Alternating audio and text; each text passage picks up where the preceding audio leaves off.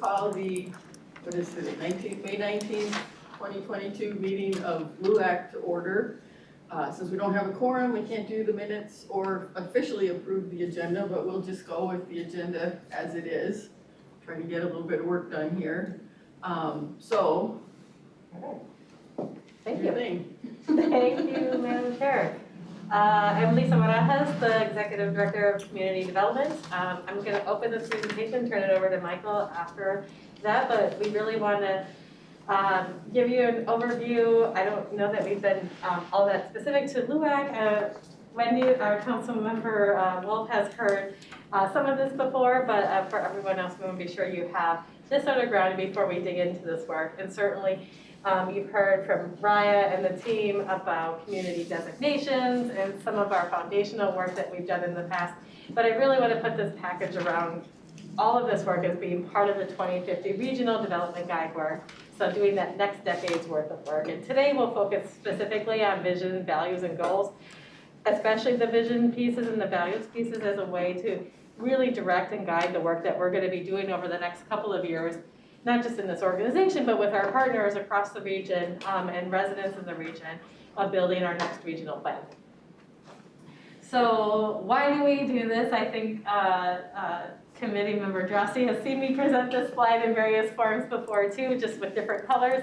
But really their legislation really lays out the purpose for regional planning, that we are interdependent communities in this region, and that actions by individual communities have an impact on the region's infrastructure.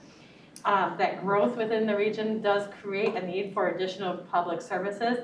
And when this was written in the Land Planning Act in 1976, there was the legislative purpose was around this increased risk of air and water pollution and water supply shortages, which continues to be an issue that we deal with today in the region, just in sort of a different format and in different ways of where those pollutants are coming from, and certainly with water supply shortages related to that as well. But for all of those reasons, the legislature determined that regional planning was necessary. Gary, come on in order to support and ensure, yep, anywhere you like to, the coordinated, orderly, and economical development of the region, and that base level for, I think, all of our government agencies, local up to state, from protecting public health, safety, and welfare.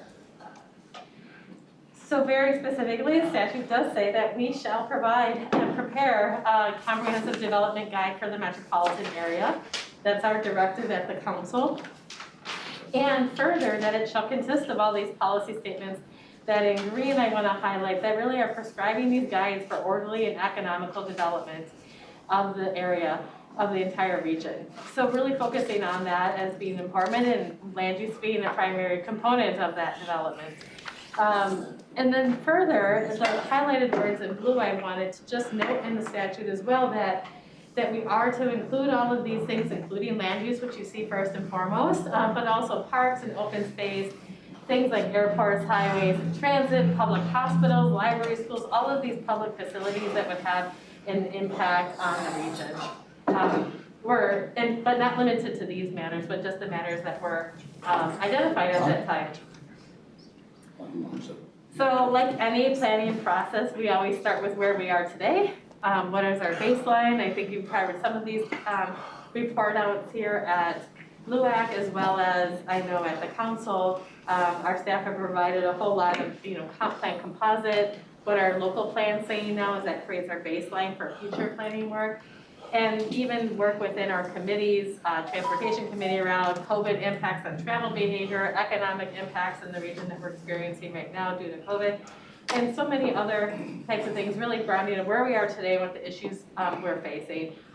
And then we'll be turning to where do we want to go in light of all of those challenges, and in addition to some of the conversations we're going to begin to have now around what is our vision for that, and then the detailed work of how do we want to get there, and what are the strategies or actions we want to use to get there. So I'm very happy to turn it over to Mike to dig into that. Thanks, Lisa. Good afternoon, LUAC members. It's good to see you in person, if only a few of you.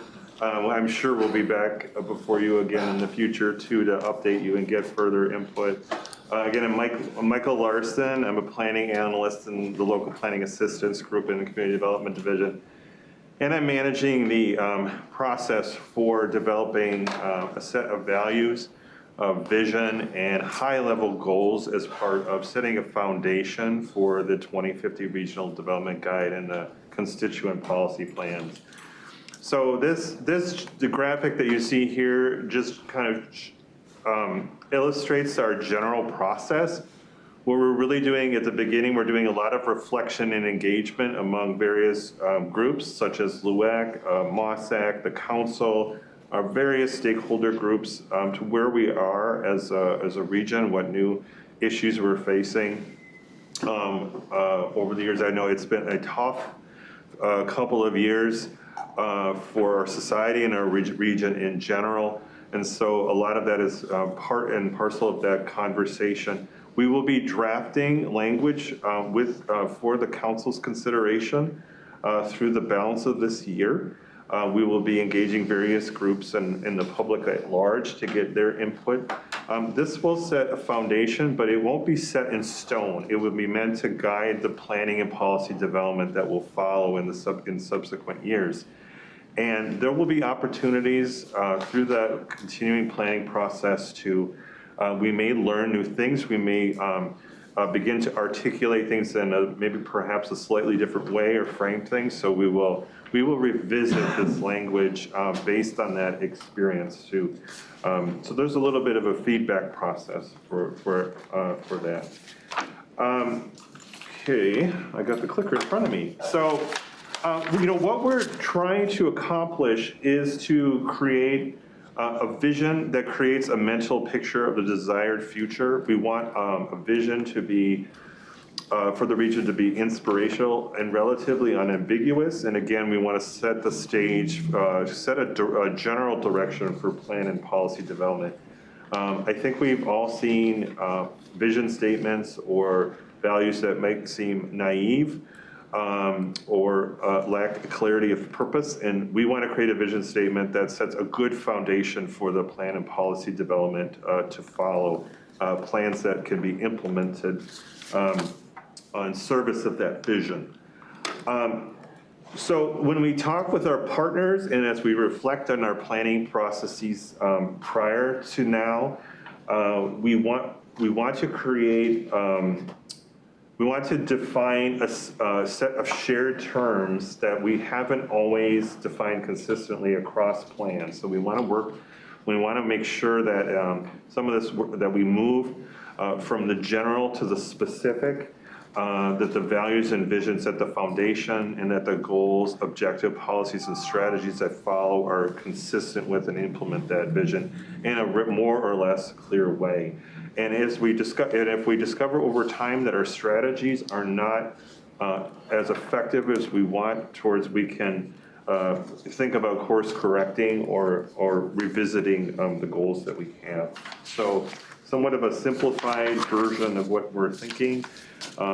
You would expect that as we proceed through the process, you might see something that branches, where we might have strategies that may be in service of multiple regional goals, for example, but we were kind of starting with this sort of basic concept. So again, over the past year and a half, we've been having conversations internally and with our groups around a set of 10 exploratory issues.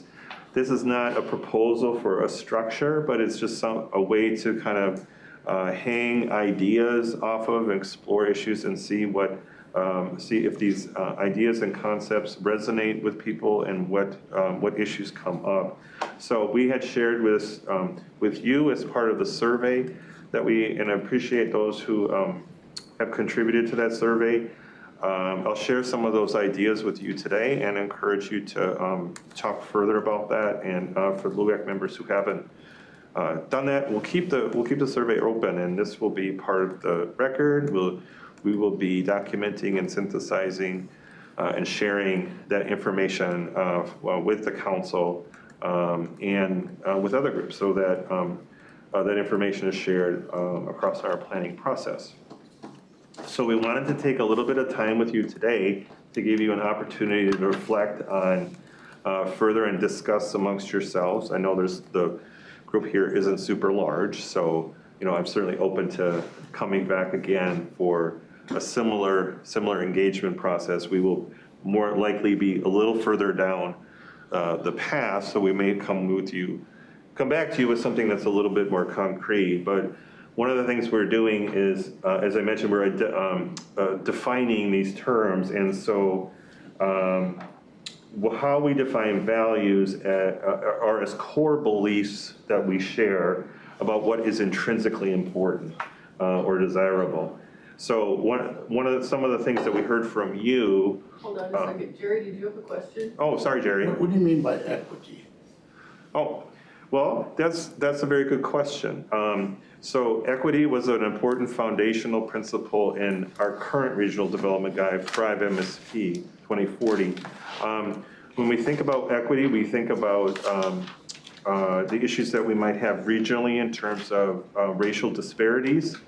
We think about discrimination, we think about access to opportunity, we think about accessibility in terms of accessibility to the transportation system and to economic. That is something that we think requires actually greater clarity of what we mean by equity. And so that actually is often a discussion point that we have, so that we are clear on that term, because the word equity gets used a lot, and we're not always certain what we mean by it. So that's an area of focus for us, definitely. Our region has, in terms of racial disparities, the difference between, say, the income and wealth of our Black residents and white residents, for example, is profoundly different compared to the rest of the country. So that's an area of exploration in terms of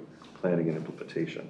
So let me share a few of the values that came from the survey, and then open it up for any additional thoughts that you might have.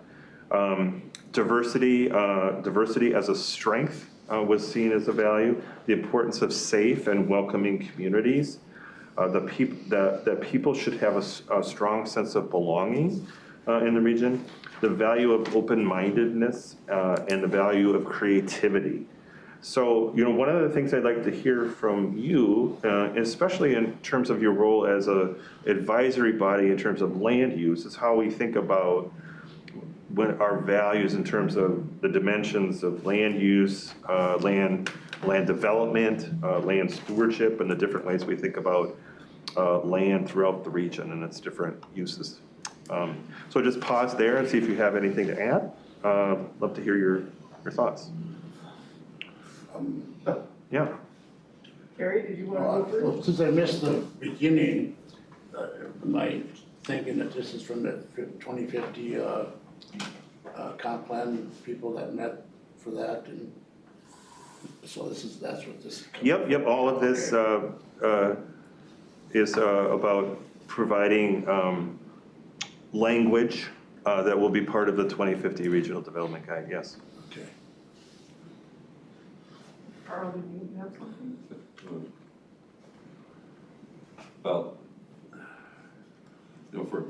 in our community, I don't think we're unique. The land uses have been assigned based on the comp plan. We have a comp plan that says you can put houses here and commercial here and mixed commercial here and all those different kind of things. So they're kind of in place, and there's been evolution over. Every comp plan has been modified a little bit based on the infrastructure available. Where I think the developing communities struggle, and our biggest challenge is that development is fully funded by the developer for all practical purposes. All the infrastructure, the sewer, the water, and all those kind of things for any new stuff, that's funded by the developer. And if there's most communities, ours for one, is not particularly excited about investing in that infrastructure when we've always had we're doing like the more mature cities are struggling to replace their infrastructure. Hey, we're replacing infrastructure too. So we have some of those same issues, but nowhere near to the extent where we're looking at 100-year-old stuff. So land use is basically a function of the market and what people, right now people want to build apartments.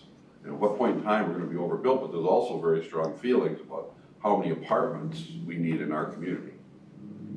And then how we balance and try and come up with, you know, we've made a commitment to try and have so many achievable, attainable housing units, and trying to do that within the framework without, quite frankly, the city writing a check. We work closely with the county, we had a couple of developments. So that's probably our biggest challenge, because the cost of development is horrendous, worse than the cost of a new car. When I saw the Jeep ad the other day and the marketing is only $89,000. This old guy's first house was $39,900, the second one was $60,000, and the third was $164,000. So there's a perspective there that if a Jeep, which is worth half its value in 6 or 7 years, costs $89,000, and with what's going on with the construction industry and the costs and those kind of things, where does the money come from to achieve all those wonderful little bullet points?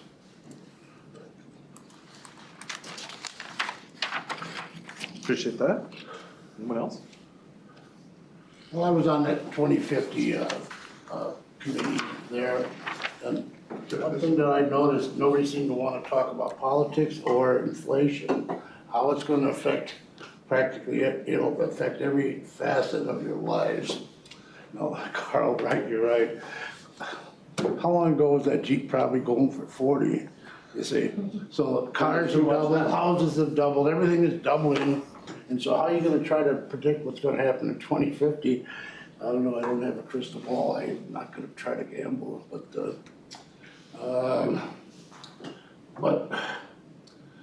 and how the Met Council is gonna try to decide on what to do today, it's gonna affect 30 years from now. Good luck. But it was very interesting, and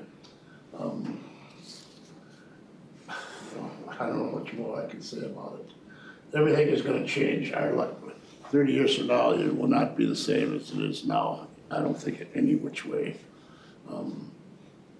Cost of energy, cost of everything, so much more people are gonna have to work from home, because you can't build 94. Thought I would take 94 to come over here. There's nothing but a parking lot all the way from Highway 100. And so roads aren't the answer, you know, so so every one of those you know, items up there you have are very important, and they all have their own little story. Indeed. Indeed. An example of the political challenges. We had a recent proposal which came through, it was recommended for passed by the Planning Commission with a couple no votes, went to the council, it's failed, it required a land use change, because part of it was commercial.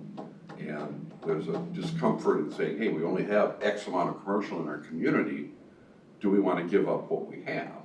And the location of this is, it was kind of dicey, there's a wetland in the middle, and it could be taken either way. Well, it took lawsuits, several months, going back and forth and changing a bunch of stuff, to ultimately the project is getting done. It's been scaled back, and it's lost, and that project would have provided like 20% of our achievable affordable units, which that of course got scaled down because we didn't want to give up the commercial, but that's the political side of it, where there's some strong feelings that we need to protect the commercial that we have because it was on an interstate and some of those kind of things. So, you know, transit-oriented development and all those kind of things, they're trying to find a way to massage that stuff in there. But once again, it was way different when it ended than when it started. And it was the politics that changed it. Should I proceed? Okay, I will proceed. And again, I appreciate all these different ideas and, you know, reactions. It's helpful, especially to know how you might want to be engaged in the future. So a second exercise and part of the survey was to kind of what might be parts of a vision that you or your communities or you think the region might have for the future. And we define a vision as a more or less idealized future. I kind of like to frame it as what could we achieve if we had kind of all hands on deck, not given what we know about what our challenges and opportunities might be. To respond to Jerry's comment about the difficulty in predicting what it'd be like in 2050, I have a full appreciation for that.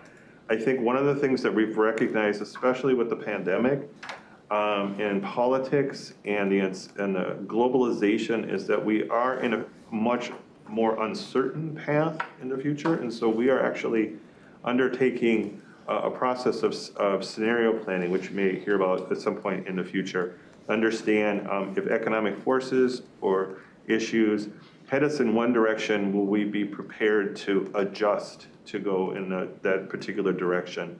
Whether we might experience greater challenges as a society or economically or facing issues related to climate change or that kind of thing.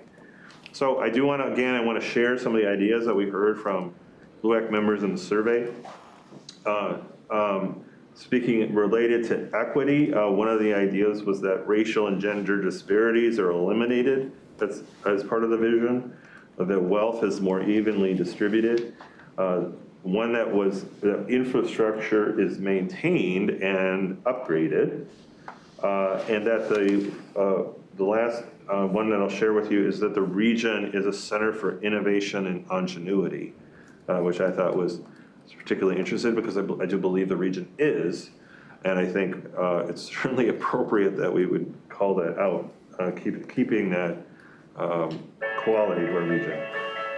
So, as LUAC members and responsibility for kind of considering and advising us on land use, I'd like to hear your thoughts about, given that the region does have a range of types of places, from agricultural uses to areas that are preserved in their natural environment, to large urban centers and everything in between. What are the things that, how do you think the future might look? How might people experience it as part of our vision? What's different or new or maintained as part of that vision? Yeah. Well, I can tell you about Carver County. Please. I lived in Carver County all my life, except the first 2 years of my life. I lived here in St. Paul, actually. So Carver County was always a rural farming county, but now it's the fastest growing county in the state. And so if you're gonna put in housing developments and everything, where's it gonna go? On farmland. So you can clearly see how farmland in Carver County is diminishing yearly. Towns like, Chaska and Victoria and Waconia are just mushrooming. And so they annex land from the townships, which are generally rural and farmland. So clearly, there's gonna be less farmers close to the city in the Suffolk County metro area, more housing, which brings in all kinds of problems. You gotta have more roads, more infrastructure, more police, more fire, more schools. And so you can clearly see how Carver County is gonna be affected by the growth and things like climate. Climate is certainly changing. Certainly it's trending hotter and drier, but when you do get storms, they're more fierce and heavier, so it's washouts and damage and everything else. So clearly, life in the future I think really that our life is going to change drastically. It has to. You can't do things the way we've been doing. So, and how do you build roads? I mean, where are you going to get the money to keep building roads and roads and roads? And so we have to, our life is going to have to change somehow. We're going to have to more work from home, maybe order things out, so we have few cars on the road delivering. I don't know all the answers, but clearly that's how I see it coming. Sure. Mayor? Yeah, I'd say vision, you know, at a real high level, generally vision statements. We are connected to the Midwest. It's a wonderful resource for growing food research. And when you look at that public health and how you take that knowledge, and we're looking down the road 30 years from now and embracing the outdoors as a region. I think, you know, we're known for that, but I think it's should be articulated also. And knowing the technology's changing the way we work, it's great opportunities also to rethink that whole infrastructure thing. People live and travel, and the way we were 20 years ago in vision is not where we're at today. So it's great opportunities, I think, to sell a message to our communities and region and state also. Even your comments, Met Council's a 7-county region, but we are a large state, and we should be developing in the 7-county metro where we've made those infrastructure investments. And yes, you do lose some farmland, but it makes more sense to keep that concentrated development in your urban core and not plow up Northfield and the other towns and skip segments. So it's good, strong regional planning on infrastructure and roads that, you know, you might have to change some thinking based on what we learned in COVID and DoorDash and everything else that's COVID and popping in. And, you know, even you look at drone technology, hey, 5 years from now, it's out there now. You don't need a car to deliver something anymore also. So exciting times.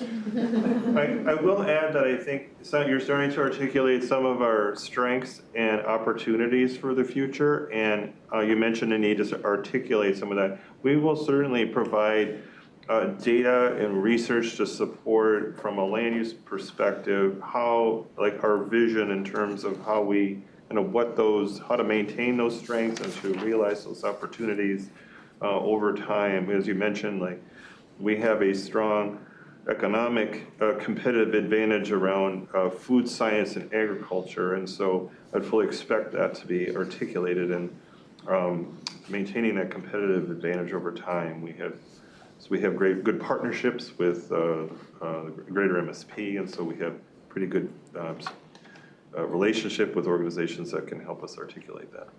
We're running way over time on this. Yeah, I can wrap up. I just have one question. For those of you that work for the Met Council here, I don't know how long you guys been employed, but how accurate was, say, back in 1990, was your 30-year conflict for 2020? Let's say, how accurate was it? How accurate did it turn out back? I think it was spot on, right? I think it was 100% accurate. Okay, that's good. Yeah.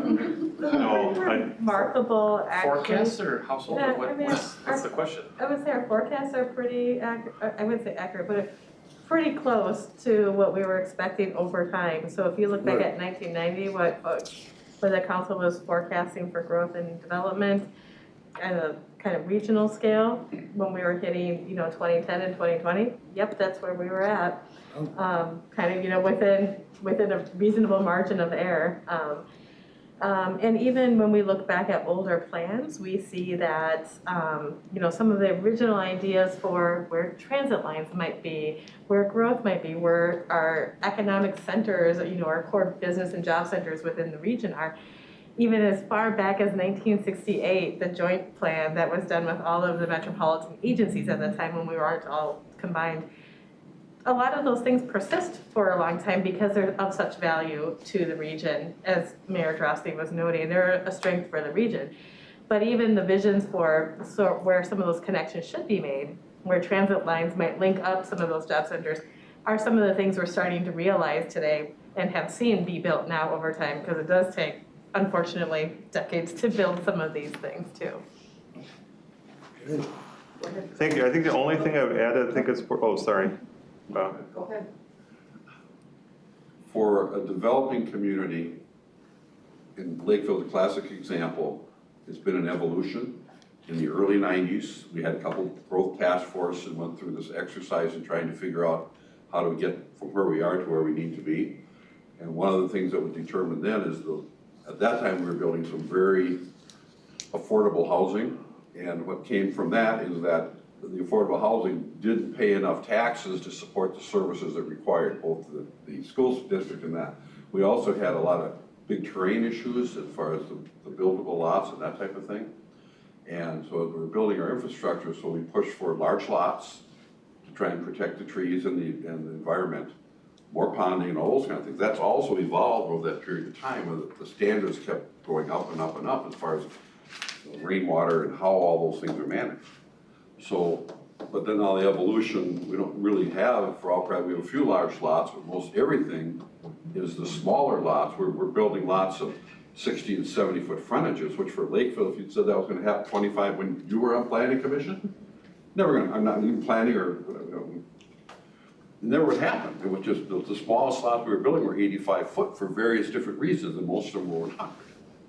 So that's been an evolution, and then so each, we kind of nick away, but you still have to have enough money to fund the development of the infrastructure and people that can afford to pay the price in their housing for that infrastructure. So without heavy subsidies, it's very difficult to meet that affordable. Right. Madam Chair, we can end now. Okay. Yes. Thank you. Yes.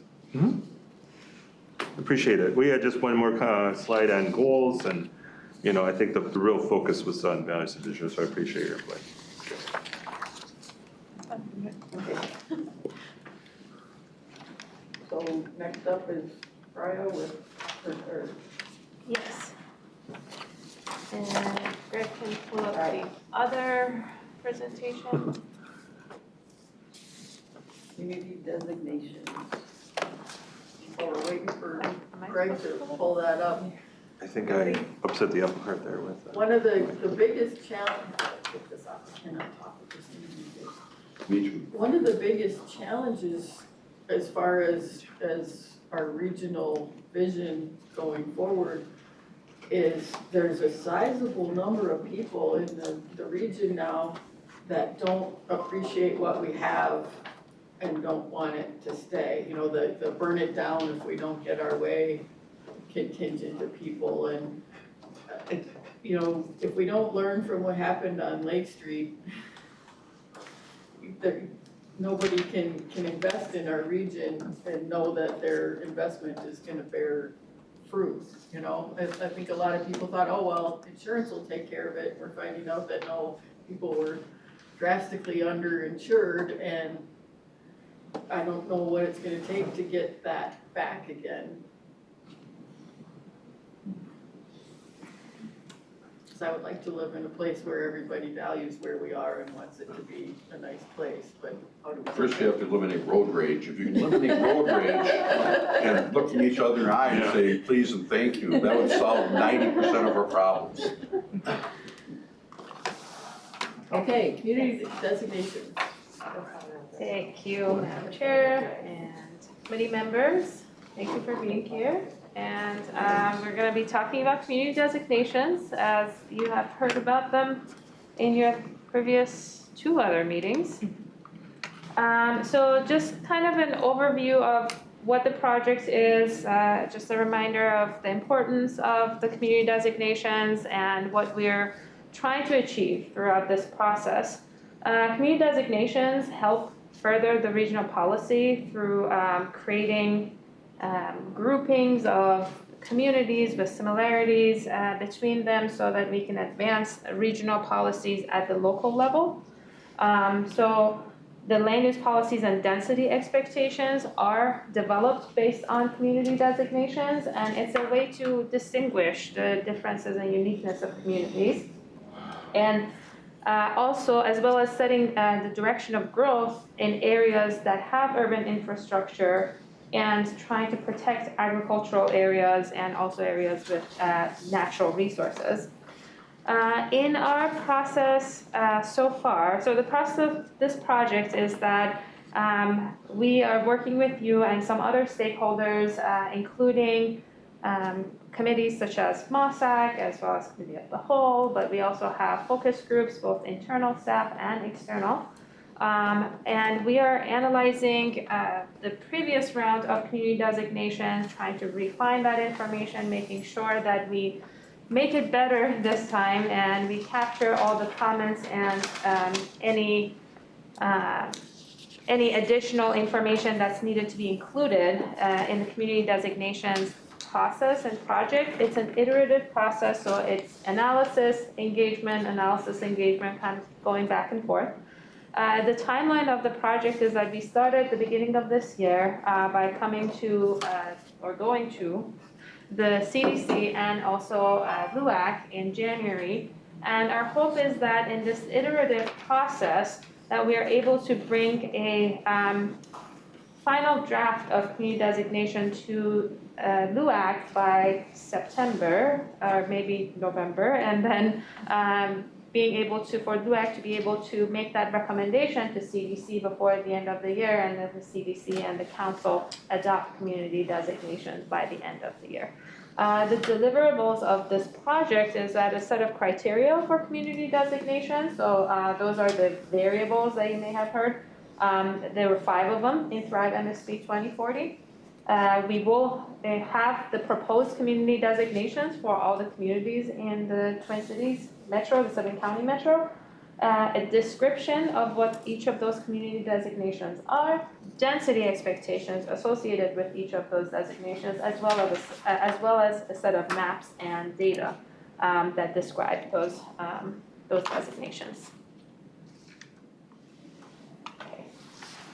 So as I mentioned, we have pulled together an external focus group of local staff. This is a map trying to show where those areas are. We try to, we solicited kind of the time from the local staff to help us with this. Some of them we recruited individually, some of them we just, we put a call out and asked them to help us with this project. So we try to make sure that we have a good representation of a geographic representation of the different areas in the metro. So we have staff from different cities, as well as both Carver and Scott counties, since they have land use authority. And we do have one person from a consultant firm who worked on the Dakota County Collaborative Plan to make sure that we have that perspective from the areas that, well, more rural areas and more agricultural areas in that area. And we also have an internal focus group. That's a focus group of staff at the Metropolitan Council. In the internal focus group, we're trying to capture the expertise of our in-house expertise in different areas that includes land use, transportation, regional parks, wastewater, surface water, water supply, transit, housing, trans-oriented development, equity, and research. These are all the units that have representatives in this internal focus group, both talking about what we have learned from the previous round, but also the direction of the policies of the regional policies of the council and how we can better implement them in the next round. There we go. So what we have heard so far, we tried to summarize that here, so sorry about all the words on the PowerPoint. What we have heard in between the 2 meetings that we've had with LUAC, both in January and March, was basically refinement of some of the information that we currently have, including infrastructure condition, to strengthen the one variable that is supposed to represent that, that's age of housing. Exploring soil conditions and trying to refine the other variable that we have, which is percent developed, and that represents areas that are practically developable. To include information about climate and sustainability, to use the planned land use information that we have in terms of the pattern of land uses as well as density. And also taking a look at population and employment stability in the Twin Cities region. From the external focus group, and you'll see how we have kind of heard similar things from all of the groups. In the external focus group, we've heard, again, refine developable areas, and some of the information that they've provided and how to refine that is to consider what are the areas that are economically feasible to be developed, consider issues related to water supply and what limits development in areas, as well as natural resources, the areas that we would like to preserve, so we don't want development to happen there. We also heard from them to coordinate, if possible, coordinate efforts upfront, similar to how we do that with our regional forecast, regional and local forecast that we publish, as well as considering compact development policies in areas not just associated with one community designation, but expand those. Consider more flexibility within each community designation, and explore access to transit and employment as potential variables. Internally, we again talked about refinement of developable areas. Some of the ways to do that was potentially thinking about redevelopment capacity, whether or not we can consider housing quality as one of the factors for developable areas, and environmental consideration, which includes some of the climate data that we have. Again, the use of planned land use database for both density and potentially housing type, because one of the things that we had previously heard was not being, in the previous round, not having captured the development types too well necessarily, like there are areas that we can improve on. So housing type is coming out that way. Thinking about how we can preserve natural resources, and as well as using transit market areas. And one thing that has come out is the special features. If you remember, there's a set of values, or not values, there's a set of data sets, if you will, or variables that were included in Thrive as special features. So better define those special features, their use, and how we can potentially incorporate them better in the definitions. So Raya, Yes, sorry, I'll stop. Carl has to leave in 10 minutes. Oh, okay, So sorry. I'm gonna give him a chance if he has any thoughts on the community designations to empty his brain onto us. I mean, kind of the drum I've been beating, where each development community is developed based on its unique characteristics. So it's very difficult to apply, say, we're gonna have grid housing and do this, because we have all the environmental constraints and the economic constraints and where the infrastructure is, and building in a manner to where you're not leapfrogging around the community. All those things are what guide the development in our community. And we've kept adjusting to try and better address the concerns raised through the Met Council or our different planning actions. So it has, I said earlier, it's been an evolution. It will continue to evolve, but it's not going to change in our community. We can't change where the environmental challenges are. We can't change where the current transportation infrastructure is. So everything is designed with that in mind. We're fortunate in our community where we've got Cedar Avenue, we've got some county roads, we've got a major grid transportation system, but we are still very auto-centric because all of our commercial development is in nodules also throughout the community. And that's the way that particular community was envisioned, and it worked well because of the infrastructure that we have, the infrastructure that we built, and we can still come up with residential neighborhoods that have curvilinear streets and all the things that people want. The people that want single-family homes, they don't want a racetrack through the community. So we've been able to do that to a fairly good extent, I think it's safe to say. Not perfect, But, you know, it's not this flat piece of paper, so it's important that whatever considerations are given, it's not a table. It's a whole bunch of potholes, it's a whole bunch of elevations, and a whole bunch of things that people consider important, whether it's existing trees or some of those kind of things. Now, trees have a life expectancy too, which is the other problem. People come in, well, you can't take out all those trees. Well, when the next tornado comes in, or they're 100 years old and they're dead on the inside already, you know, they have a life cycle just like people do. So we have to work with that within our community, and now we're also developing some of the some fillers, the stuff that may have had an existing home on it and a barn on it, but it's only like 10 acres or 8 acres, a third of it is wetland. So we have to be very creative how we tie that into. We've already looked at that with ghost plats and stuff as the adjacent stuff developed. How do we serve this property? So it's a very intimate kind of one area at a time, but you have to look at the entire area, but you also have to look at these little spots. And that's what we try and do. I think that's all I can really say. And most, I think, efficient communities are doing that. So start hanging some of these other labels, which sound really good, but they're not necessarily practical because of the economics of it. Not saying that we shouldn't develop affordable housing, do everything we can, but the affordability factor is also, you know, the environmental laws that we have for housing standards. My first house in Lakeville had 2x4 walls, my next one had 2x6 walls. And that wouldn't meet today's environmental standards. So every time we ratchet up some of those other, you know, things to save energy, it drives the cost of housing.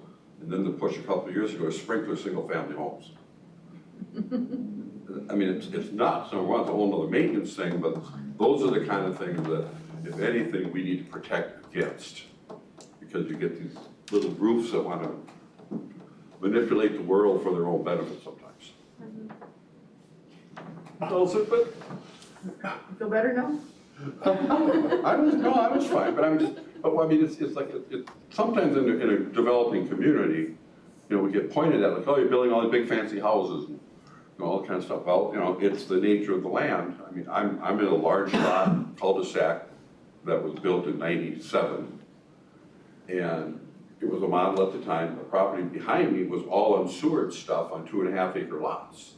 Well, then, now that's been redeveloped, and they added sewer and water, but they had to manipulate everything so that some of these lots would have been flag lots, which we hate, and all those things wouldn't design that way, but try and pay for the sewer and water that they wanted. Well, some people solved that problem because they came in and bought 3 or 4 lots and built McMansions on them.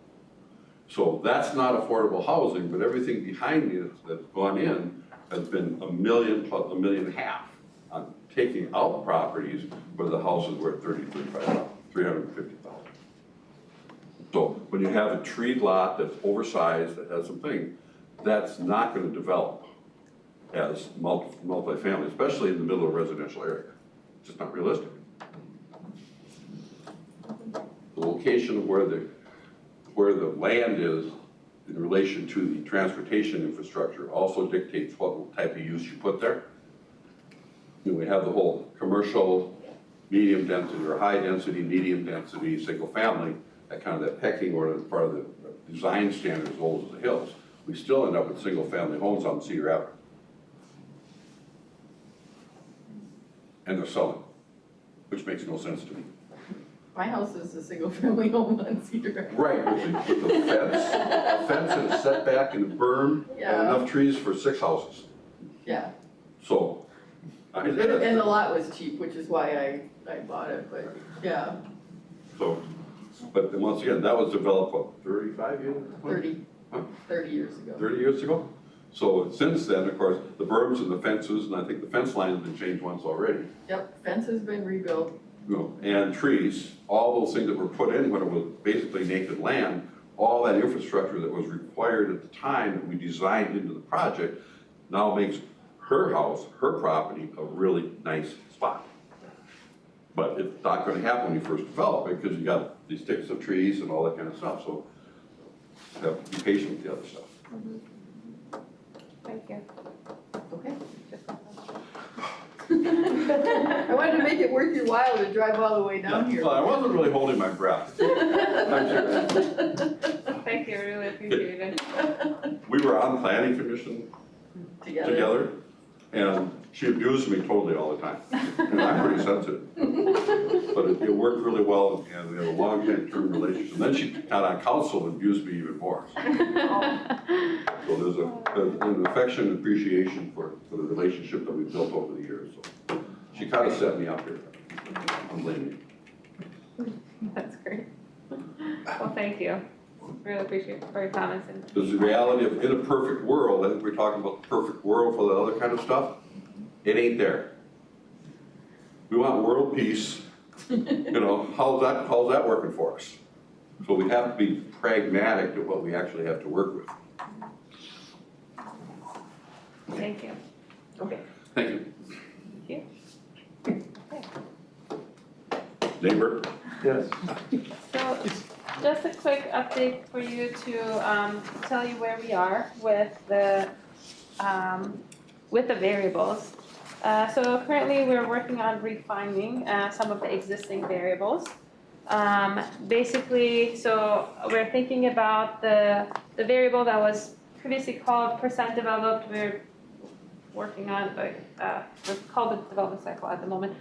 So basically, we're refining the percent developed and what land is available, where communities are in their development cycle. So we are trying to refine that by adding additional information, making sure that we capture a fuller picture of the communities, as well as thinking about density slightly differently. So not just intersection density, which is also correlated with other data, such as some of the climate data that we have with the heat map, but also planned housing density and job density. So we're looking into seeing the correlation between those pieces of information. So Yes. on the land, the percent developed and land availability, are you looking at what people are actually willing to redevelop within a community? We are, well, I guess we are trying to capture as much as we can based on what can be developed. And I think that I don't know if we will be able to capture some local pieces of information based on different local ordinances and different communities, but is that what we're trying to get at? Or? Well, not necessarily that, but like Farmington went and talked to all of their people that have big parcels of land to see, are you actually willing to develop it in what time frame?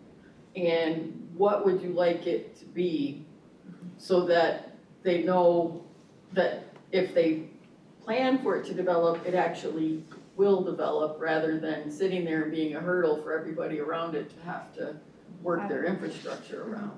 And like, we keep thinking that Apple Valley is gonna redevelop the Times Square commercial area, which is a pit. But it cash flows, so the owners don't wanna develop it anytime that I can see, you know? So to the extent that we can get that information from communities to know what actually can be redeveloped or developed, you know, if you have a community that it says it's urban, but everybody's happy the way they are and nobody wants to redevelop, you know what I mean? Yes. Okay. And if I could add to that too, Councilmember Wolf, the points you were making are really related to the capacity that we use when we're starting to look at the ability to support forecasted growth and what the forecast should be. In the development of the 2040 community designations, we zoomed out at a much higher level of just looking at land availability, so subtracting out, kind of similar to our illustrative long-term sewer service area. If we were going to expand what is not already limited by other regulations, minus the wetlands, minus this, minus things not in ag preserves, minus ag preserves, I should say, not in the opposite. So at a much higher level, and say kind of what remains left within the jurisdictions at a super high level, But yes, when we get to forecasts and actually allocating forecasts, we go much more granular into that level of detail. Okay, thank you. Thank you for the clarification, Lisa. And I know some of that information has previously come out through the local comp plan review process where the community is getting into those very granular local level efforts, and then they're telling us this actually doesn't jive very well, and the community designations have been modified accordingly in the past. Okay, so where was I? Oh. We are looking into refining the age of infrastructure data, which at the moment is just age of housing as a proximity. That has proven to be slightly more difficult, that the data isn't necessarily available, but we are still looking into seeing what other data is available to refine that piece of information. The metropolitan urban service area and the long-term service area are two pieces of information that we are keeping as is in terms of variables for community designations. Then we have talked about additional variables, like what else can we add, not just what can be refined from what's there.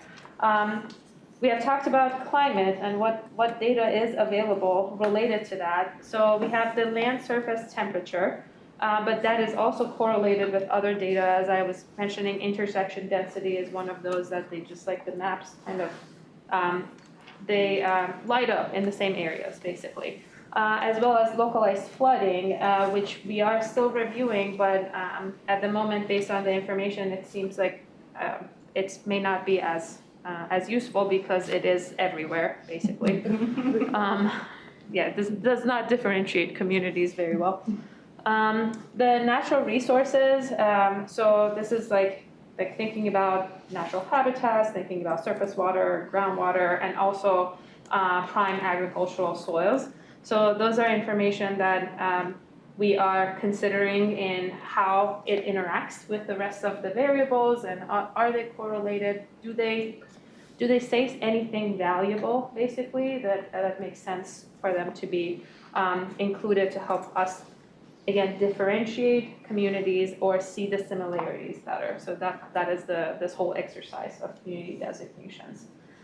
You were Yes. mentioning before the geography and soil types, like we put a wastewater treatment plant in East Bethel and the pipes sink. Right. Yeah.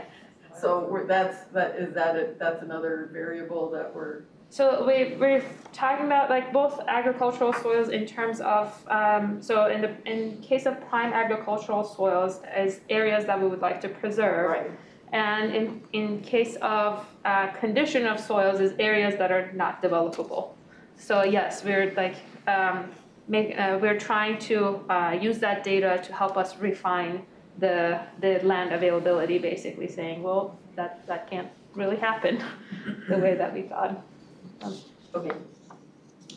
We are thinking or looking into proximity to transit services, and that's still under exploration at the moment, and whether or not that would help us with community designation or will hinder that in the long run. As well as thinking about whether or not any data related, like any demographic data, makes sense to include in community designations. Because so far, like community designations are the geography-based component. All the data that you have seen is about built environment. So what's the role of demographic data basically in here? So we're exploring that. One thing that I would like to mention before we go into the questions that we have for you is related to the special features that were included in Thrive. There was a separate chapter called Special Features. These are features that were considered, some of them were considered in the community designations analysis, and in the way that they're included in Thrive is that they are meant to refine community designations and in terms of policies. So where are all these areas kind of falling? What does that mean for the local community, where the educational institutions are, or where job concentrations are? They're not included in the community designation analysis. Now, we are thinking about, does it make sense to include some of these potentially in the community designation analysis? But a bigger picture, how can these be used better? How can they be more prominent potentially so that they are more valuable moving forward? Okay, but what the questions that we have for you, we have 6 questions. They're printed here, so maybe it will be a little more helpful. They're on this page. We're gonna do a small group discussion. We're gonna do one small group discussion. Yeah, because that's all we have is one Yes. small group. Andy, yeah.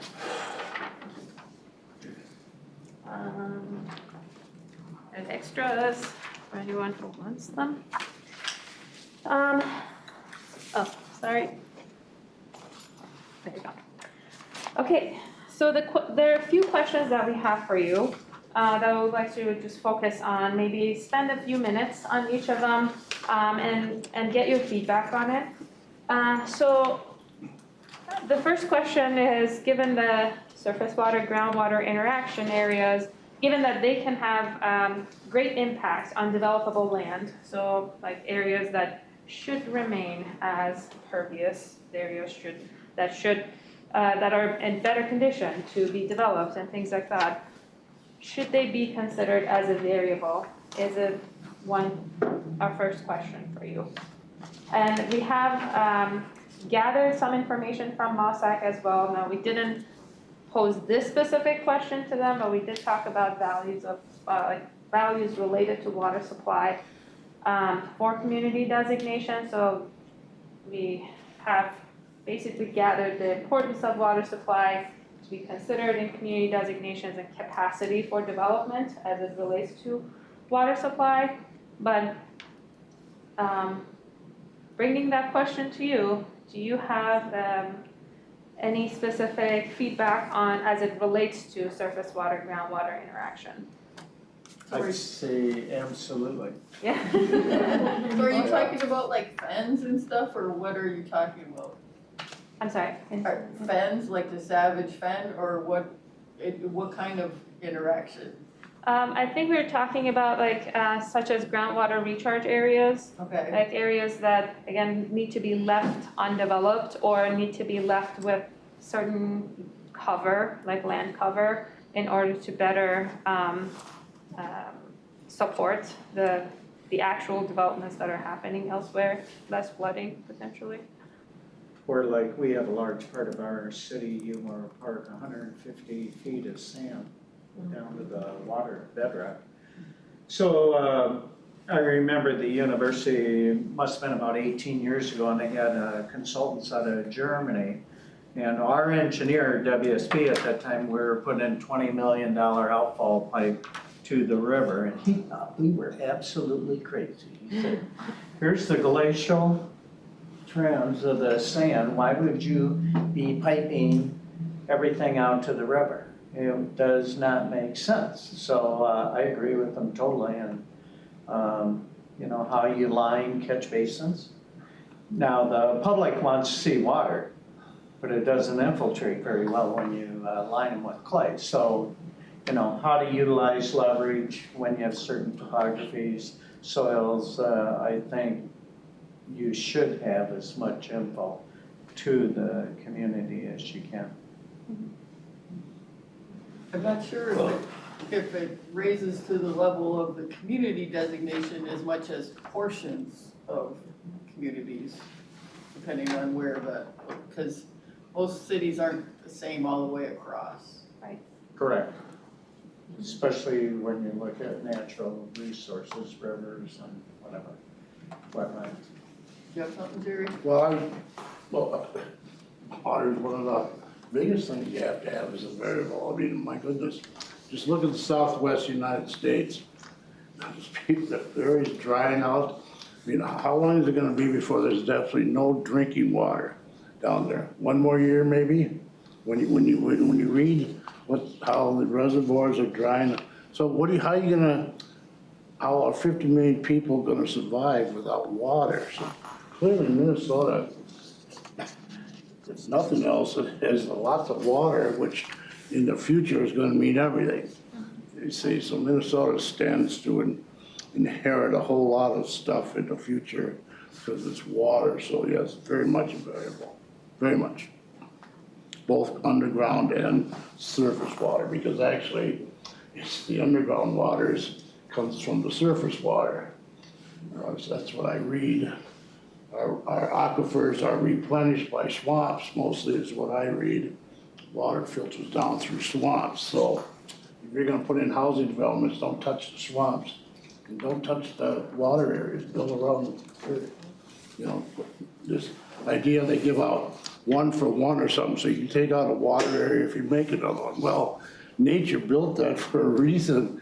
The soil and the geography of it, that's why it's a groundwater thing. So leave it alone, period.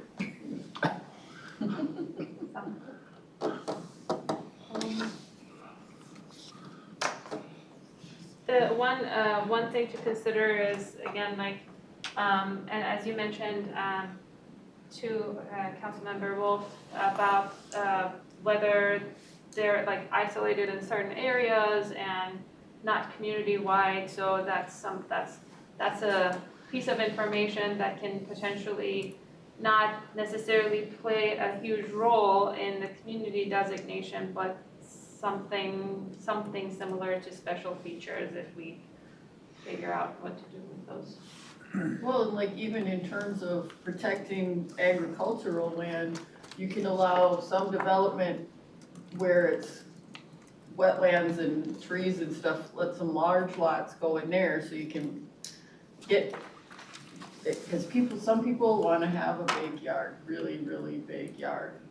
So if they're gonna have one, don't put it on good agricultural land or in really sensitive water areas, but in places where the soil's not great, but there's a lot of wetlands, you can get a dirt road in there or a small road to people's houses, but we can't plan that for urban development because so kind of getting the best thing for each place, because right now some of the large lot stuff goes on places that were farmland, and that's really dumb,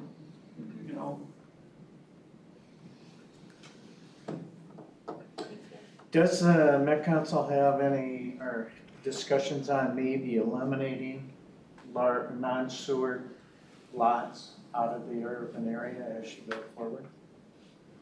We have not talked about Okay, that. Lisa. We're in the beginning of our policy conversation, so if that is something that the council would like to discuss, if we're getting feedback from the region that this is something we need to consider, then that's something we'll consider. Well, right? and I know it's controversial, but I think ultimately it's best. As long as you're treating sewage, you don't have a lot of the groundwater issues that we end up having as we expand out to these rural areas, and especially with the DNR and federal standards. I find it ironic every time I sell a house, no matter how old the septic is, they gotta put a mound because the rules have changed in distance from water. So I mean, from a policy looking out 50 years, I know some people want large lots now until they get a little older or the economy falls and then you can't, there's no market for them.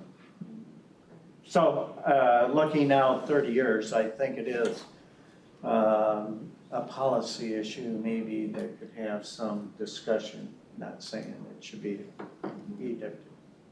It's certainly something that we investigate as we look at the prevalence of private septic across the region in relationship especially to some soil conditions in different areas, or where we've seen continual requests to connect failing systems that does Good. have an impact on our regional system too. So those are the things that we definitely are looking at and we'll be sharing, this is what we've learned that you should know about. Well, and say on water too, Coates is a good example, they're all contaminated, they all have nitrates high A, and with the changing standards, you gotta get on these systems and get away from wells. Almost automatic in the urban. As we're looking out, I think some of these at a high level. Policy issue might be desirable to put language in there that the intent is to remove all independent wells. Well, and we have some data on well contamination for private wells right now. We should be considering that in the land use designations too, because a city can clean up water from a well, treating it, it costs money, but it can Well, be done. But, manage, well, cities is the only way you manage it, it's hard to do it on individual. but for individuals, if you do drill down and what you get is bad, we should know that before they try to build the house and drill the well rather than after. Any other thoughts before we move on to the second question? Oh, I don't know. I thought I need to go through the slide. So our second question is, what characteristics of job density impacts communities in different or similar ways? Basically, how might job density differentiate communities? Like, what characteristics impact them in similar way or different ways? Are you talking about industrial areas that would attract a lot of workers, you mean? Is that what you mean? Yes. High employment versus. I'm sorry? Job density, high employment opportunities, lower, just different varieties of that concentration of jobs. I think it's unknown, manufacturing, you're automating because you can't afford or find the employees, and I'll use Egan, Thomson Reuters, they got a vacant building there, so because of COVID, all of a sudden, you know, it was a rich transit turnaround, we had buses going in and out, now it's gone. So what's going in there, don't know, could be housing, whatever.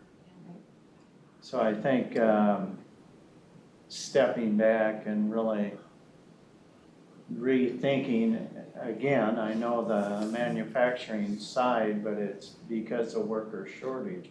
You're doing everything to automate, and robotics is, that's going into aggressively in the last 10 years, hey, 30 years out, will we have employees on the manufacturing side? Well, it's not having as much impact as it did. I mean, having the big daytime populations, you have restaurants and all of that was a big differentiator. But now so many people are working from home. Yeah. And the places that did have those big daytime populations, like downtown Minneapolis, don't have that anymore. So we kind of got to figure out how this COVID stuff is all going to go. Well, and Carl mentioned that earlier, Lakeville developed and et cetera, but I see communities changing dramatically because they can work from home. That walkability becomes more important than ever. So, you know, how, and not that I don't want to get in my car, because I don't care where you go, when you're around a community where things are walkable, people love it because of that specific issue. So to figure out, in a sense, even the suburbs, how do you put the density and that walkability and the integration of changing zonings that give you that type of output that doesn't take all the traffic or roads and catch basins, et cetera. And in many cases, we're kind of, like, we're not necessarily, we don't have all the data to be able to capture work from home. Job density comes from the employer saying how many employees they have, and they all go into that location, even if they're not physically there. So. Yeah. Can have So, that. so it's bad data and it's not differentiating as much anymore as it used to, is that what you're saying? Or it can prove that that is the area that has the potential for now redevelopment, right? Because there's a lot of vacancy, for example. That could be another way to look at it, so. Well, and we're likely to see a lot of the office space in downtown being converted to apartments or condos or whatever, because they gotta do something with it. It's too valuable to just leave empty. Seen that happen in St. Paul already with a cycle, Yeah. with a lot of new housing coming in too. And at the same time, I just read in the paper about a new office development going in downtown Minneapolis, like 29 stories or something. Really interesting. I saw that too, and I was like, are you nuts? But we'll see. But a lot of stuff gets proposed that maybe doesn't actually happen either. So what do you see on transit when it changes from office to residential? The transit need, I'm assuming, disappears, because if I'm living down here, I'm looking at the walkability, it's not the ride to go somewhere. Or it could increase because now you have residents that are permanently there, not just during certain hours of the day. Therefore, their need for transportation, their pattern of traveling is different than. I'd be curious, the data there, just. And the reason that they're using transit changes too.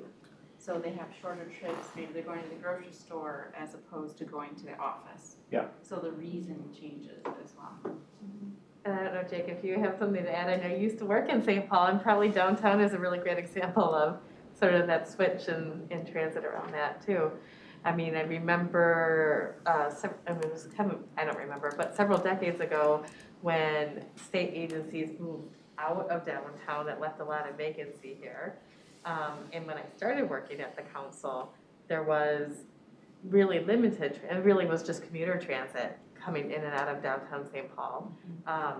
It's obviously COVID's had an impact on our transit routes and regular routes, but prior to COVID, there was a lot more daytime travel. I would head to the airport pretty regularly in the middle of the day on a regular route bus service, right? Instead of having to take something else. And of course, the trips between Minneapolis and St. Paul are all day long, all the time. But I don't know, Jake, if you have other things you'd add too from your experience. I was gonna add two things now, I guess. So yes, as people's need to travel large distances diminish, often their shorter trips become transit dependent instead of being in a car. So even if someone was to drive here from Lakeville to work, then they may use transit or car share or, both cities just work together to implement a huge electric vehicle network in order to minimize single vehicle occupancy. So I think that's definitely a factor as we look to the central cities.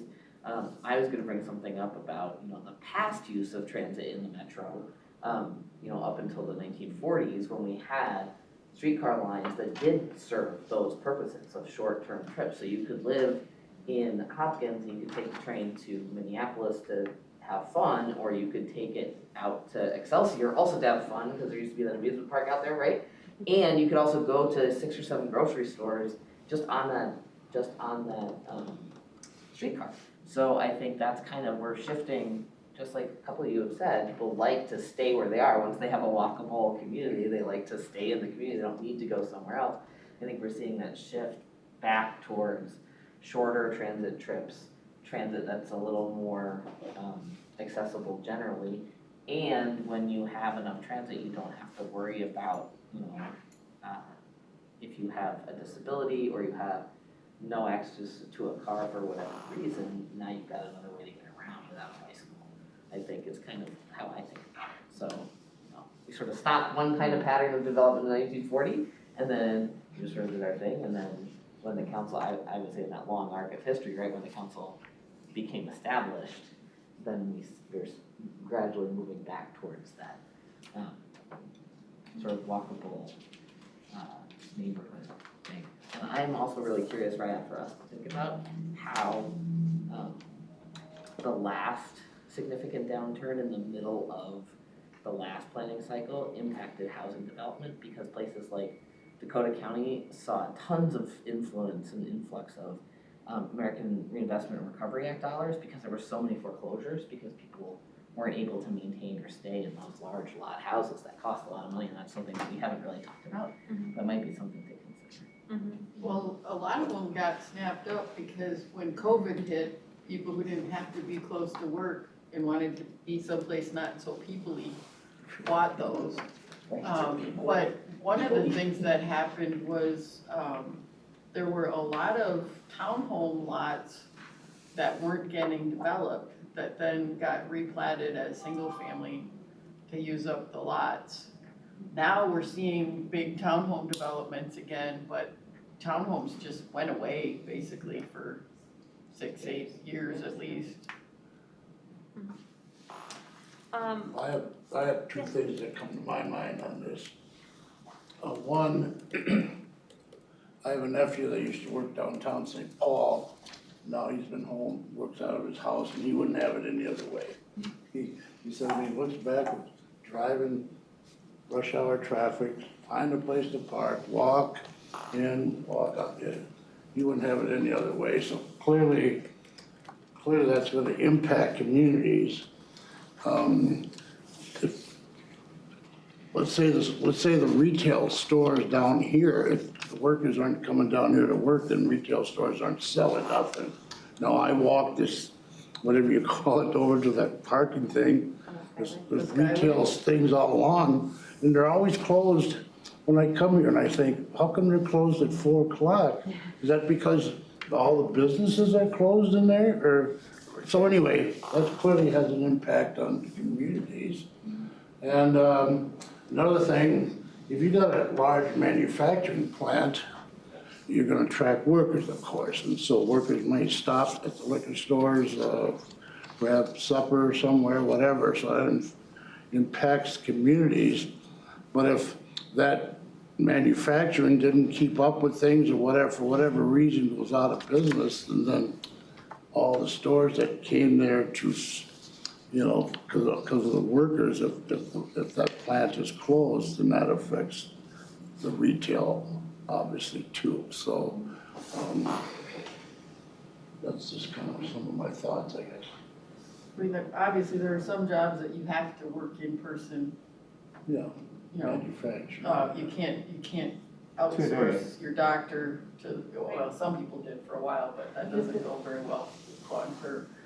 But I think there's a much looser connection between employment and where you live. People are choosing where to live based on other factors besides how far it is to work. That, you're looking more at, is the community, do I like it here? Do I have friends here? The school's what I want and stuff, where there were a lot of people who were picking where to live best based on what their commute was to get to work. And that's much looser now than it was. One thing that I would say about job density and job concentration is that even if people aren't necessarily coming there as much, that employer still exists and can shape the community in a different way. So that's still, maybe job density isn't the thing that as in terms of people, but job concentration in terms of employers is something that I feel like we can't ignore. Yeah, industry versus job. Yeah. Yes, thank you, industry versus job. That's a nice way of putting it. And the synergy that goes along with being co-located with other similar kind of businesses that have whatever the things that you need for what you're doing or whatever. Okay. So I'm looking at time. There are a few of these that I would I think are a little more important, and maybe I should have done the order Okay, well, slightly let's- differently. Yes. I'm gonna go to what you have as question number 5 first. Is it feasible to have multiple designations within the urban areas, considering potential future policy impacts? So currently, areas that are within MUSA, like if a community is fully within MUSA, they only have one community designation. If part of the community is outside of MUSA, then they will have more than one. In some cases, they may have, I think, 3. But those are rural designation, not urban ones. We have talked about this a little bit, and just wanting to get your feedback on that and whether or not it's feasible to have that within the urban areas. Thinking about the implications, like policy implications that could have, if you have half of your community designated as one thing and the other half as something else. Now, that is partially also thinking about some communities being very different from their east side to their west side. And then one community designation kind of responding to the entirety of that geography. I agree with multiple designations, depending on how much you're developing. I'm sorry, can you repeat that? I didn't hear. I agree, multiple designations depending on how much you're developed. If there's a big difference between different parts of the city, City. it makes sense to have the designation reflect that, to me. It's somewhat the way I look at it also. Yeah, I do too. Makes sense. The one thing that we would need to consider is minimum density requirements associated with community designations. And if, like, we don't wanna like get into the local planning realm, right? Like telling that you have to build at a certain density in this half of your community versus the upper half. So that's just something. Or do we? Or do we? Yeah. The policy that- decision. I guess it depends on water and sewer availability. If the infrastructure is there, I don't see any problem with saying this is where we have the infrastructure to support higher density development or not. But if it's not, I would wanna say build a bunch more where we've gotta put in a $25 million pipe. I think tying in development, if you have split, it should always be contiguous with the developed area as you move. It shouldn't be, however you put the language for the communities. And I'm guessing it's not a large number when you look at metropolitan area, is it? That would be split. That would be split multiple. A lot of Washington County, I think, would end up being split.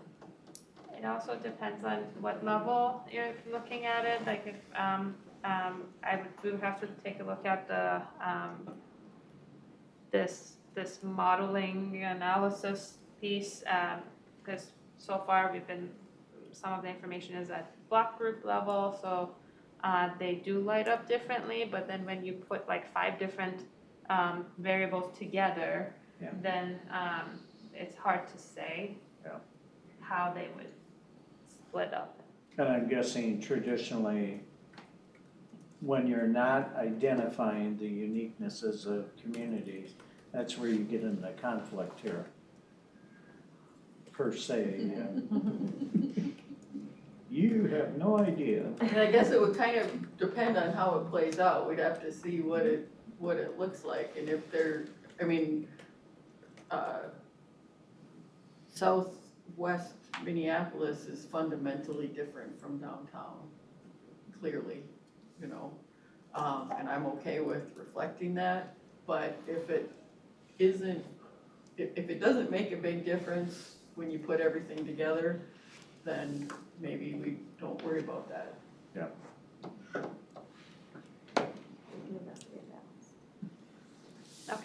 Collect data, future decision. Good point. And, okay, yes, thank you. I keep reaching for this, Yeah. forgetting that we're all on the same slide. So I briefly mentioned the special features. We had talked about them at a previous meeting as well. How can, in your mind, how can they be better utilized? And should we continue working with them like that separately? Like if there's a special features, then there's variables within community designations. But how can they be better, implemented or taken advantage of in the next round? Because in this round, we're not really sure whether or not they were used as they were intended. You guys have an opinion on that? I'm all ears. Well, Maybe let me I mean, rephrase. special feature, I mean, Yeah. by its own wording, seems to me special features can only be used one way or something, I mean, when you talk about special features, are you talking about maybe lowland or hills or lakes? Something where, Want to go back? Yeah, those things. They were very specific in Thrive. well, And it was, special features is just a title, maybe we just change the title. okay, all right, that confused me then, And okay. I think the intention was that these are layers of information that can refine policy.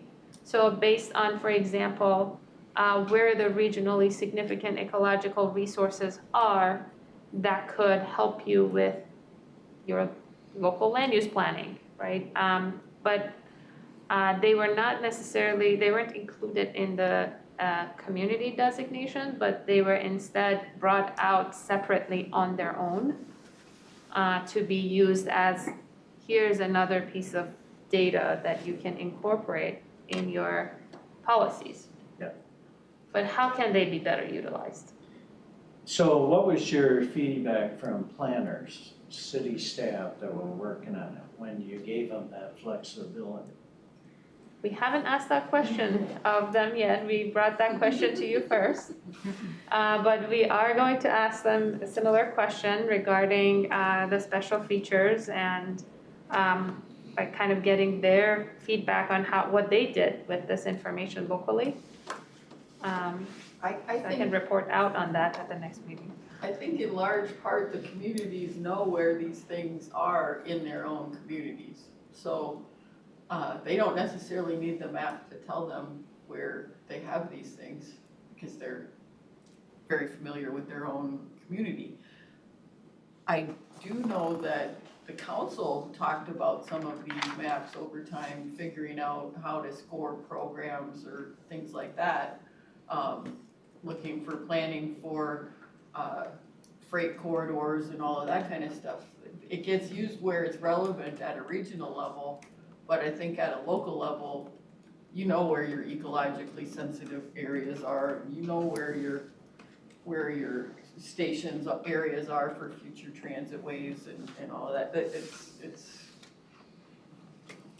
already built into the plans because they know those things, So if that makes sense. Councilmember That Wolf, would makes you sense. say that was a useful, having special features, in your experience, was that, having been here in the last cycle too, was that helpful in policy development? I know we used it, I'm thinking especially about, land use policies around station areas, for example, so we were able to show that, but, I'd love to hear from I think Mayor Drasty, I think you were on LUAC at the time as well when we were going through this process last time. So you might have some recollection about why we were considering some of these larger kind of cross jurisdictional features. They didn't seem to be concentrated in one type of community, but were transcending those boundaries in some ways. But still were sort of organizing features that were influencing or driving change in a community. Was that a useful tool in the last cycle of policy development? I didn't hear a lot of pushback from staff, so I'm assuming it was as we went through. You know, when you hear squabbling, but to identify things in the plan, it's only wise that we do that, because people change also, and I just find it fascinating, we get new council members, and why don't we do this? Well, we've been doing it for 20 years. You haven't been engaged, and if you don't have it in a document, you can't show them and explain and educate.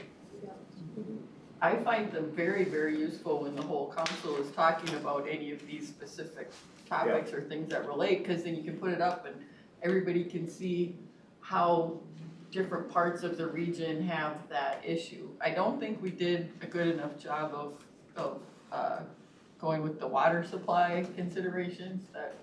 That one kind of fell flat on its face, and we just have I been. think our timing was totally off on that, but yes. Well, and I said the same thing to the ES staff. I'm like, you know, we should tell cities, this is where we've got extra pipe space if you want to increase your density, rather than tell us where the density is going to go, and then we'll build very expensive pipes in urban areas, you know. Well, clearly cities and metro areas, not my area of expertise. I mean, being a country boy, like the mayor here, of course, he's very knowledgeable about cities, I'm a so. farm boy. But it seems to me that government, with all its zoning and ordinances and everything else, that they must seem to take a lot of time to plan out things. So I think they would probably use existing conditions wisely, I would guess. I don't think a city council would want to go on record as kind of doing one dumb thing after another or something when it comes to things like that, so. If they did, they weren't going to tell anybody. If they want to run for reelection, I don't think they would do that. So I think they tend to do a pretty good job, I would guess, researching and getting input into matters like that, you know. As I mentioned, and when we bring this up to the local planners as well, I can let you know what their feedback was and how they use this information, or how we can make sure that it is more useful than it was in the last round for them. I'm not 100% sure how necessarily they used it in the different areas of the region. To some it may have been more helpful than others, depending. Any other points before I ask the other question? Okay. So this is question number 4 on the sheet that I would like to bring out, and that's about demographic information. As I mentioned, in the currently the variables that we're using, they're all related to built environment, and they don't necessarily incorporate any specific information that is just related to demographics, because that's kind of taken care of in the forecast model separately. However, at the same time, this has come up whether or not people or information, the demographic information shows that differentiation and similarities between communities. So how might that information potentially be considered in distinguishing communities? Or do you have concerns related to potentially including such information? Or would you like to urge us to do one way or another? Well, from my point of view, they all look the same to me. Now, I mean, when you look at it from country in, places like Burnsville, Lakeville, Rosemount, Savage, they all seem the same to me. There's retail here and there's housing all around, and so from my perspective, they all look alike. So I don't know how one would distinguish themselves over another. And the cities here they all seem the same. You got metropolitan areas downtown and businesses here or there, and then you got housing all around and everything. So from my perspective, it all looks the same. So I probably wouldn't I'm probably the last person you'd ask about any ways to fix those kind of things. I don't know. I mean, it's just Well- my perspective on the matter, you know. If I don't come into I'm in downtown St. Paul. I went to the hockey games for concerts years ago, but I haven't been downtown since I came to this. And so I'm certainly no expert on downtown. So anyway, it depends on, I think, where you live. If you live out in the country, then everything looks the same to you from the country perspective like that. But I'd say how it's changed, the census data, we were 8% people of color 20 years ago, we're 21 today. And 30 years from now, we're gonna be drastically different in those cultures, understand it. People working from home was 17%, now part of it could have been part of the COVID at the time. But I mean, huge numbers of shifts just in that raw data. And what does that mean to housing, and what does it mean to, hey, things are changing. And age has a lot to do with it too. Millennials are fine with the 70-foot lot, 50-foot lot, there's no issue. But, you know, years ago, that'd be the end of the world. So again, you gotta think the culture and diverse nature and work with all kinds of people. You don't need big spaces like we Americans traditionally always have thought through things. So, and the last thing I'll say, if you go around the world, cultures, we're the only ones with single-family homes and big spaces to live. Everyone else almost worldwide is in multi-housing of some type. Because we're the only ones that can afford them. Well, we have big land, a big space, but it also put into perspective, we don't do something on the oil or $5 gas and $6, it's going to change everyone's habits also. So, it's a great time to think, and we're talking 30 years. This has just changed. I lived in Germany for 3 years and I did some work in Switzerland too. And people wanted to have single family homes, but a 1-bedroom apartment was like $3,000 a month. So it just wasn't gonna work out. But the challenge with doing that is that the demographics are always changing. How do you say something's gonna be long-term when, I mean, even, you know, you have a community like, you know, Richfield was all old people. And then they either died or moved into senior housing, and so young families came in again, you know? I mean, it's not something that you can point as being consistent over a long period of time, because people are always moving and being born and dying, and you know what I mean? That's where we need good, strong data. We got about 8 years of baby boomers moving out, and they're gone, all aged out. And you look at the millennials and have good data for cities and councils, so you can educate them, get them comfortable, and make sure you're proactive, not reactive. And I'd say in many ways, we're reactive even in our housing based on the changes in supply we have. We're always looking at the demographic data, and we get regular updates on census information and whatnot, but in terms of differentiating communities, I don't know that the demographics are consistent enough to work. I mean, what have you guys been hearing from other people?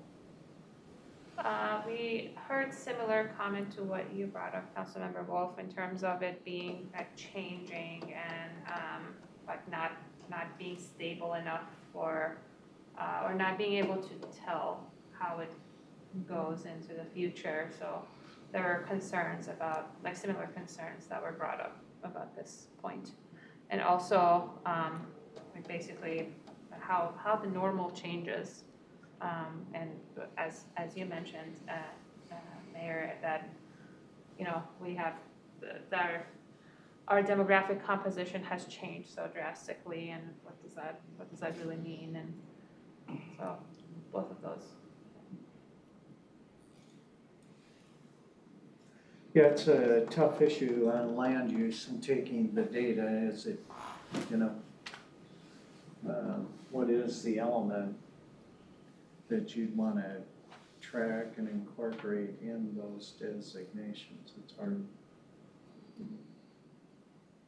I think that, sorry, can I interrupt? Yeah, we're informal here in Okay. case you hadn't noticed. Yeah, I was just wondering. I think one of the considerations, because a lot of this analysis is all based on the built environment, right? Like 98% of it is.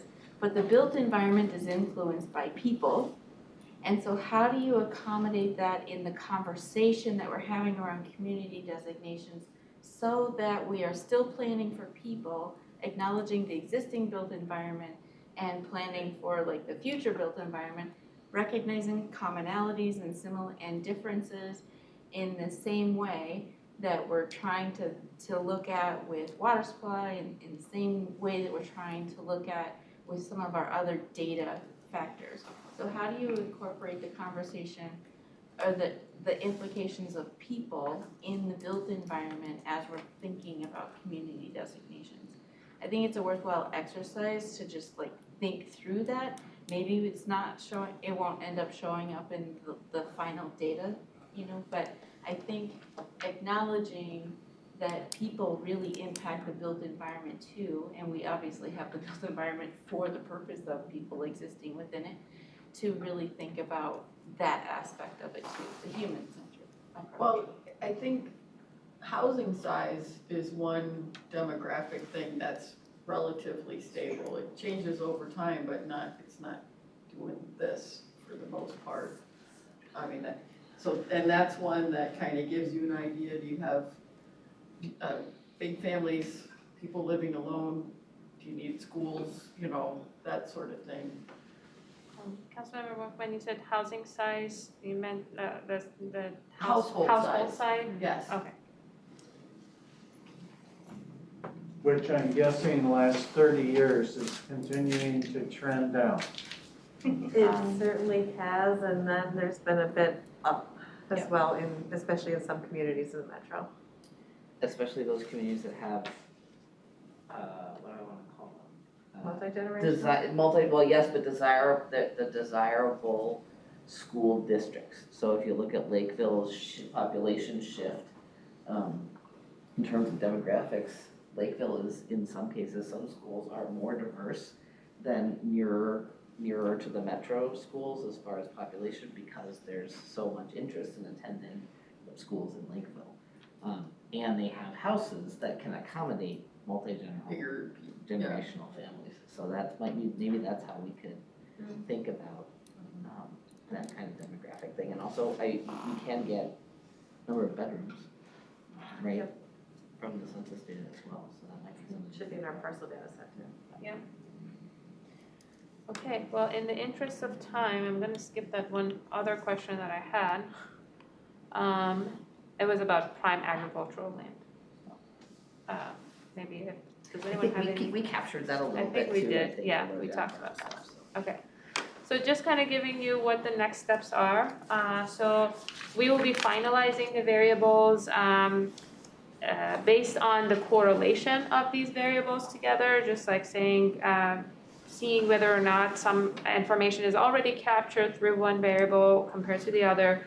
And then we will be putting them together and bring you some options for the groupings of these variables, so those clusters that you will see, so that we can consider the impacts of each option on future and local regional policy. So our hope is that at the next meeting, you will see some maps with some groups of like communities